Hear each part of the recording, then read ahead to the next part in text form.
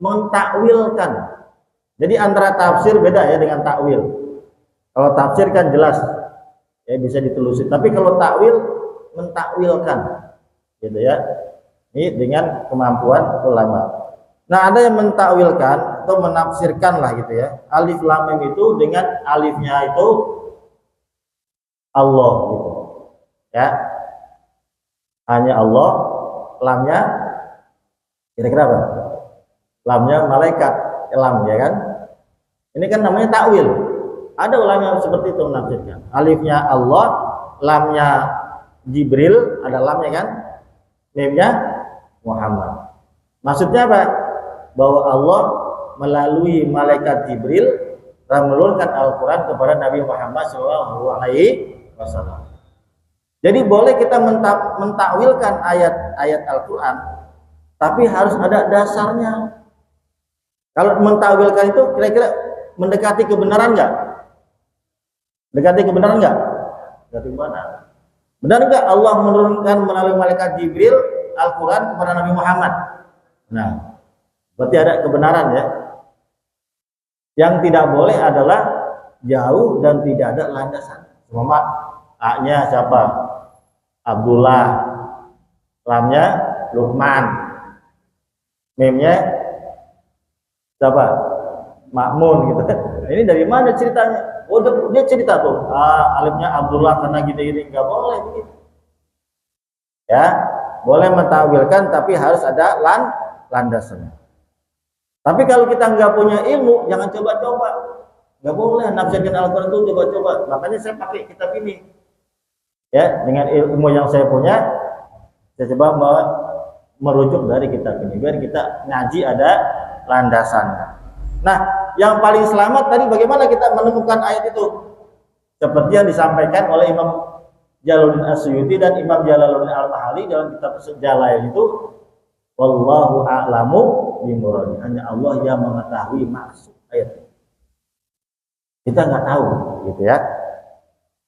Termasuk Toha, ya, ada menafsir Toha itu Nabi Muhammad, ya, gitu.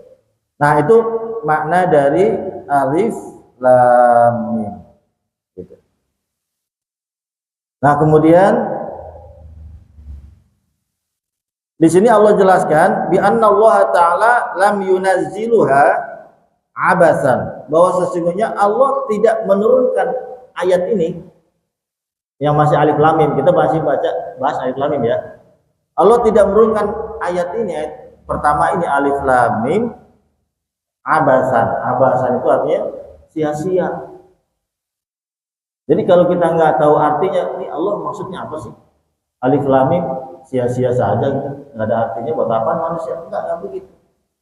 Allah menurunkan ayat ini tidak sia-sia, abasan. Kata Imam As-Sa'di, bal li hikmatin.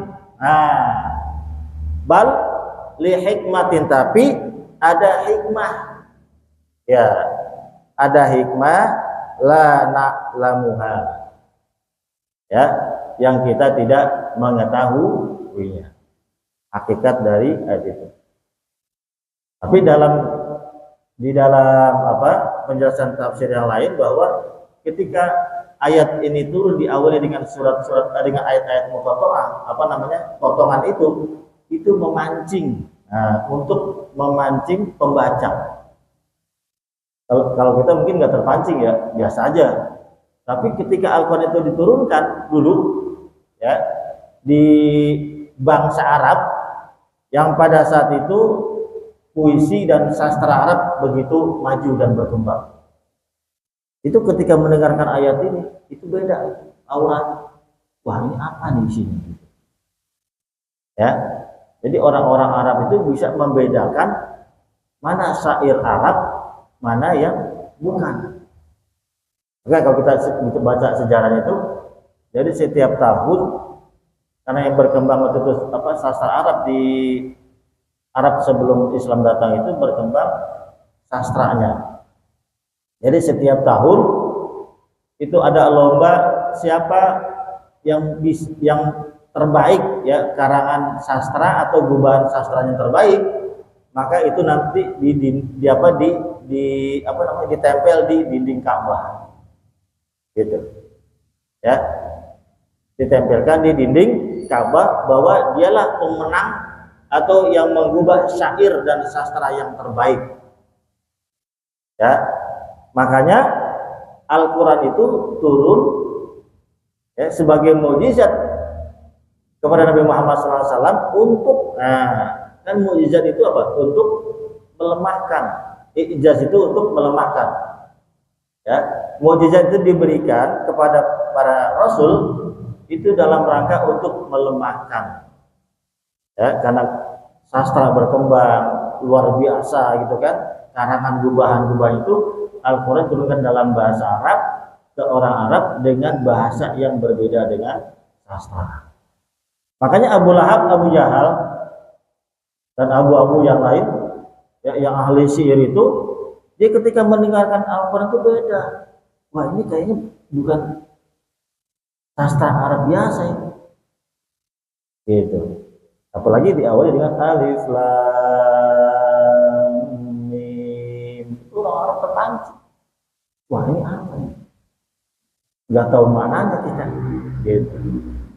Makanya kalau dulu ada kisah Abu Jahal dan Abu Lahab, ini kan orang ngerti juga tuh sastra Arab tuh Abu Jahal dan Abu Lahab.